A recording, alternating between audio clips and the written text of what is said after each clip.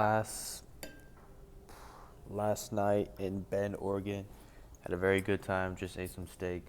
Um, like I said, it's our last night. We got here Wednesday night.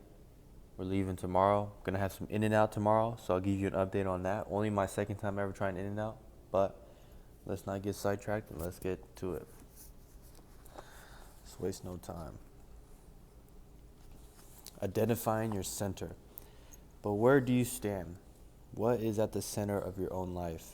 Sometimes that isn't easy to see. Perhaps the best way to identify your center is to look closely at your life support factors. If you can identify with one or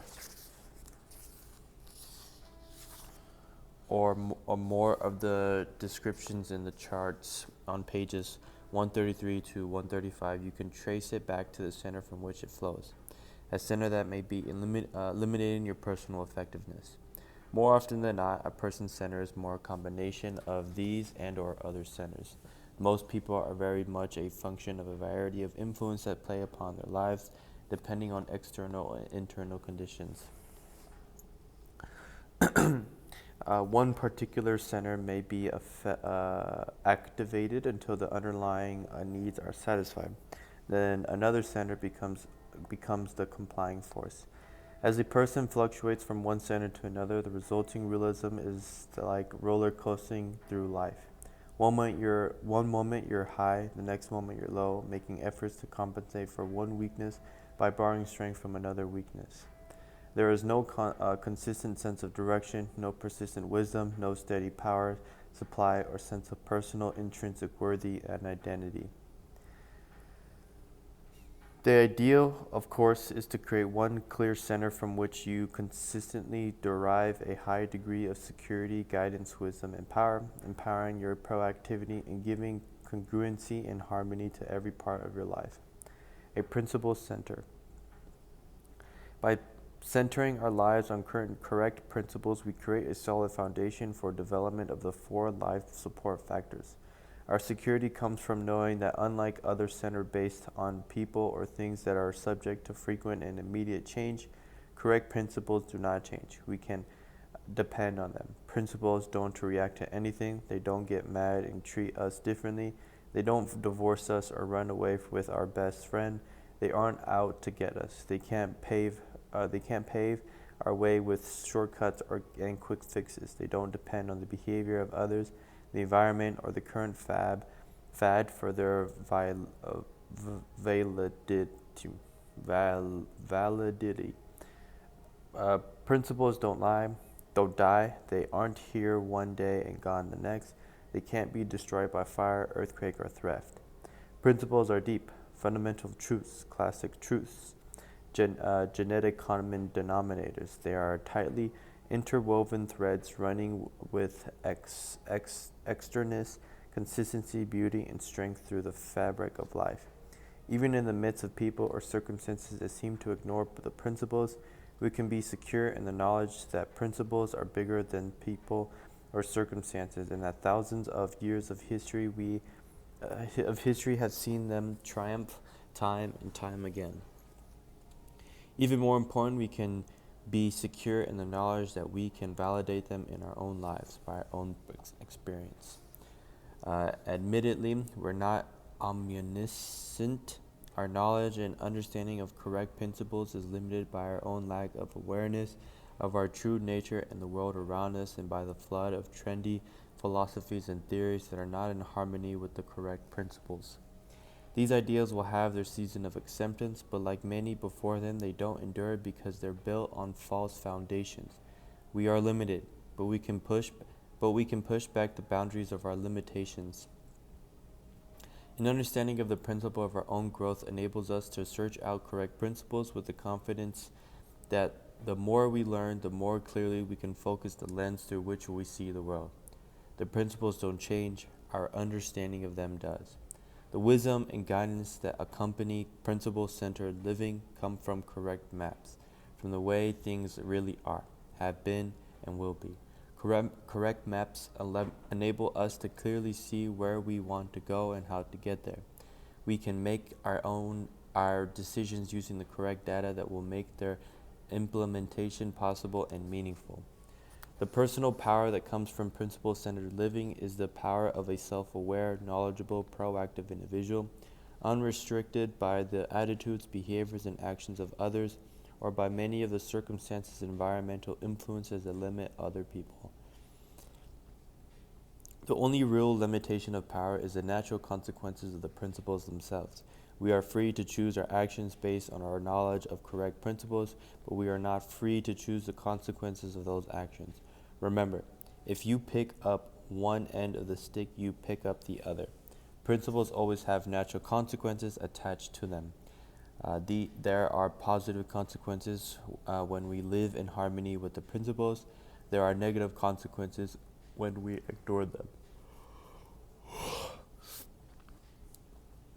But because these principles apply to everyone, whether or not they are aware, this limitation is universal. And the more we know of correct principles, the greater our personal freedom is. Personal freedom to act wisely. By centering our lives on timeless, unchanging principles, we create a fundamental paradigm of effective living. It is the center that puts all other centers in perspective. Remember that your paradigm is a source from which your attitudes and behaviors flow. A paradigm is like a pair of glasses. It affects the way you see everything in your life. If you look at things through the paradigm of correct principles, when you see in life is dramatically different from what you see through any other centered paradigm. For a quick understanding of the difference your center makes, let's look at just one example of a specific problem as seen through the different paradigms. As you read, try to put on each pair of glasses. Try to feel the response that flows from the different centeredness. I just want to quickly, guys, show you a principle centered. Kind of talks about the security, guidance, and wisdom, and how they intertwine with principle centeredness. But then there's also this, which is principles and all the other centeredness that was talked about earlier in the book, or our last video, I should say. Suppose tonight you have. Let's continue. Suppose tonight you have invited your wife to go to a concert. You have the tickets, she's excited about going, it's 4 o'clock in the afternoon. All of a sudden, your boss calls you into his office and says he needs your help through the evening to get ready for an important meeting at 9 a.m. tomorrow. If you're looking through spouse-centered or family-centered glasses, your main concern will be your wife. You may tell the boss you can't stay and you take her to the concert in an effort to please her. You may feel you have to stay to protect your job, but you'll do so grudgingly, anxious about her response, trying to justify your decision and protect yourself from her disappointment or anger. If you're looking through a money-centered lens, your main thought will be of the overtime you'll get or the influence working late will have on a potential raise. You may call your wife and simply tell her you have to stay, assuming she'll understand that economic demands come first. If you're work-centered, you may be thinking of the opportunity. You can learn more about the job. You can make some points with the boss and further your career. You may give yourself a pat on the back of putting in hours well beyond what is required, evidence of what a hard worker you are. Your wife should be proud of you. If you're possession-centered, you might be thinking of the things that over time income could buy, or you might consider what an asset to your reputation at the office it would be if you stay. Everyone would hear tomorrow how noble, how sacrificing, and how dedicated you are. If you're pleasure-centered, you'll probably can the work. If you're pleasure-centered, you'll probably can the work and go to the concert. Even if your wife would be happy for you to work late, you deserve a night out. If you're friend-centered, your decision would be influenced by whether or not you had invited friends to attend the concert with you, or whether your friends at work were going to stay late too. If you're enemy-centered, you might stay late because you know it will give you a big edge over that person in the office who thinks he's the company's greatest asset. While he's off having fun, you'll be working and slaving, doing his work and yours, sacrificing your personal pleasure for the good of the company he can so blithely ignore. If you're church-centered, you might be influenced by the plans other church members have to attend the concert, by whether or not any church members work at your office, or by the nature of the current concerts. Handel's Messel might rate a higher priority than a rock concert. Your decision might also be affected by what you think a good church member would do, and by whether you view the extra work as service or seeking after material wealth. If you're self-centered, you'll be focused on what will. Oh. If you're self-centered, you'll be focused on what will do you the most good. Would it be better for you to go out for the evening, or would it be better for you to make a few points with the boss? How the different options affect you will be your main concern.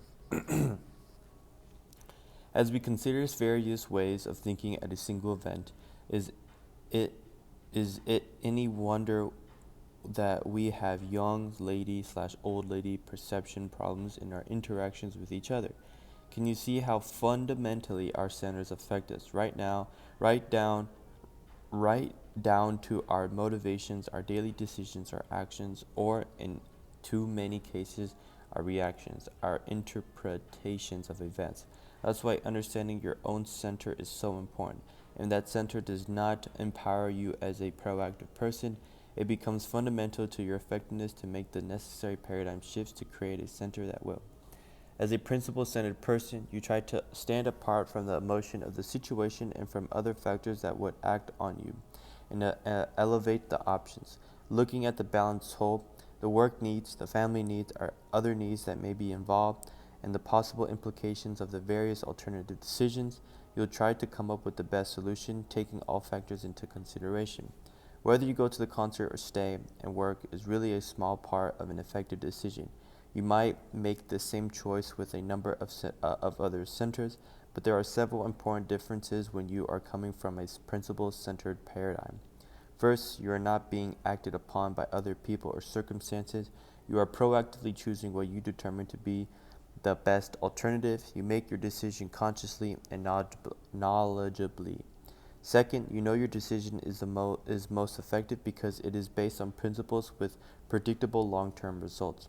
Third, what you choose to do contributes to your ultimate values in life. Staying at work to get the edge on someone at the office is an entirely different evening in your life from staying because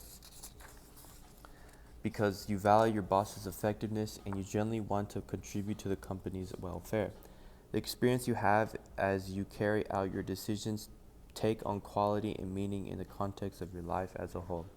Fourth, you can communicate to your wife and your boss within the strong networks you have created in your interdependent relationships.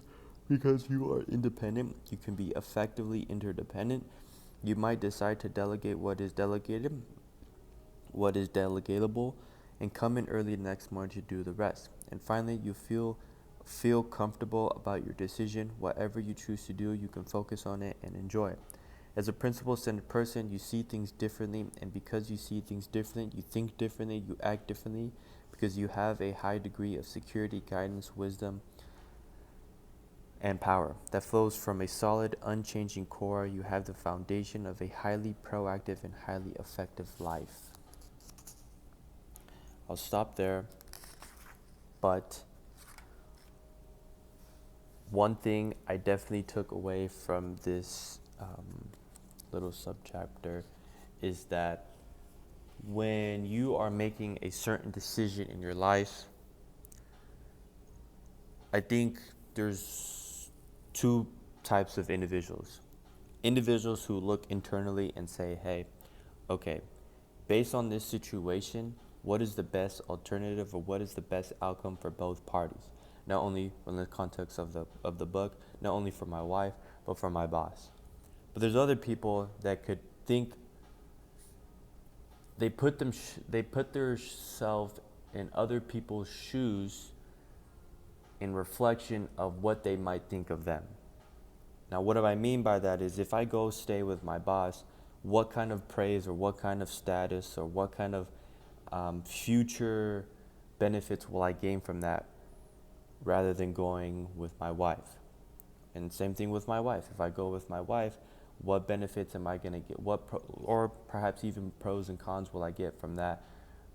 Rather than just looking internally and saying, hey, okay, I have this situation. What is the best outcome that I will benefit me ultimately, but will benefit my wife, will benefit my boss as well? Rather than just letting other people's opinions determine your choice or determine your decision. And I think that's very important. That goes back to the idea of what is your principles and values in life. But not only understanding those principles and values, but making sure that they uphold to every situation or any decision that you're making in your life. Not allowing other people's opinions, not allowing other people's opinions or way of navigating your own life, I think is another way to put it. I think you, as an individual with the principles and values, can control and make the decisions. So yeah, good chapter. Like I said, last day in Bend. But see you guys tomorrow.